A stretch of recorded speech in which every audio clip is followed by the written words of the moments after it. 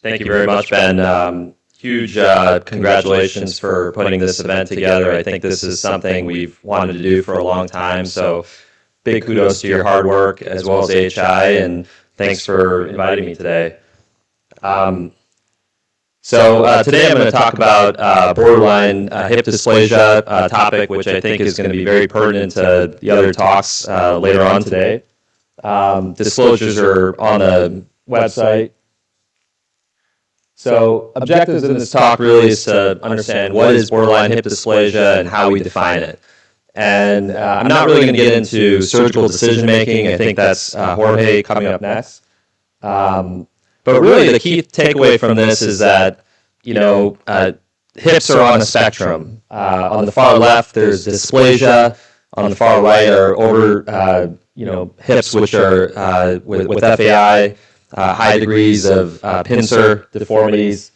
And really, in the middle is the borderline group. And this is a group where we're really trying to better understand who do we operate on, who truly is unstable, who's at risk. And this is, I think, a very, very important topic. So borderline dysplasia, oddly enough, is far, far more prevalent than most of us think. So this is a really good study out of the Utah group where they did a cross-sectional analysis of female athletes from 3 different Division I sports. And really this dysplasia was essentially 1 in 5 of these female athletes. Borderline dysplasia, as categorized by the lateral center angle, was quite high at 46%. Similar results were seen by our colleagues from WashU. This was a study with 11,754 patients where they really pooled the prevalence of borderline hip dysplasia in both symptomatic and asymptomatic individuals, and really 19 to 20%, 12% in the symptomatic group, so again, quite high. So how do we define borderline hip dysplasia? Well, the key takeaway from this talk is it's not just lateral center angle. So you have quantitative factors, qualitative factors, as well as clinical factors. On the quantitative side, there's the anterior center angle, there's the tonus angle, anterior wall index, posterior wall index, fear index, as well as combined femoral version. On the qualitative side, we can look at labral hypertrophy intraoperatively, upsloping lateral psoas, as well as LT tears. And then clinically, hypermobility as well as female sex play a big role in determining who's more likely to be unstable. This is a really good, just go back here. Oops. This is a really good video from my good friend Jorge. Just kind of animates a little bit on the complexities of how we measure a lot of these angles, specifically lateral center angle, anterior center angle, as well as tonus.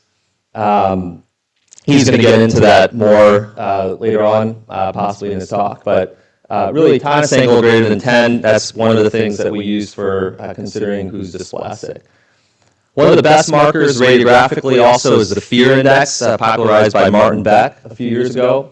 And really, this is the angle formed between the acetabular psoas as well as the physeal scar angle. And essentially, the way most of us like to use it is we ascribe these lines, and if the angle opens up laterally, that's considered positive.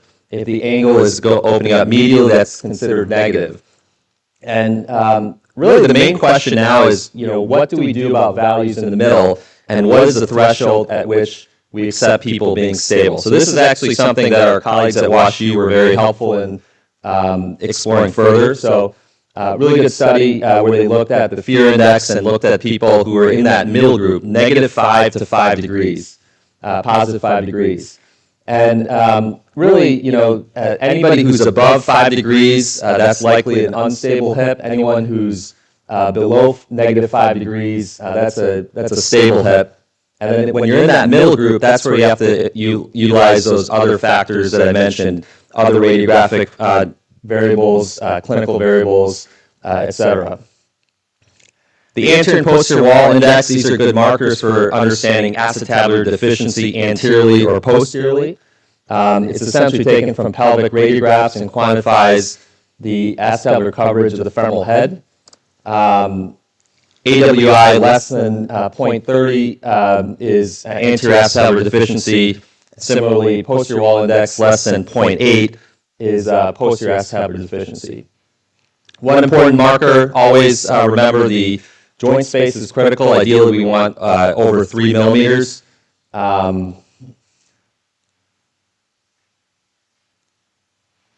Cam deformities are common in this group as well. Alpha angles are key for this process. Won't get into that. From a qualitative standpoint, labral hypertrophy is important to mark. This was a study where they looked at intraoperative measurements. People with over 4 millimeters of intraoperative thickness or width of the labrum had a higher likelihood of instability. From a clinical standpoint, the Baton scoring system is commonly ascribed for joint laxity. This is something that also plays a big role in pushing people towards instability. So in summary, borderline hip dysplasia is quite common. It's very prevalent in the population, especially amongst females. Lateral center edge angle is a starting point. Always assess other factors from a quantitative, qualitative, and clinical standpoint. Just to review those, that includes a variety of radiographic factors, intraoperative factors, as well as clinical exam factors. Thank you very much.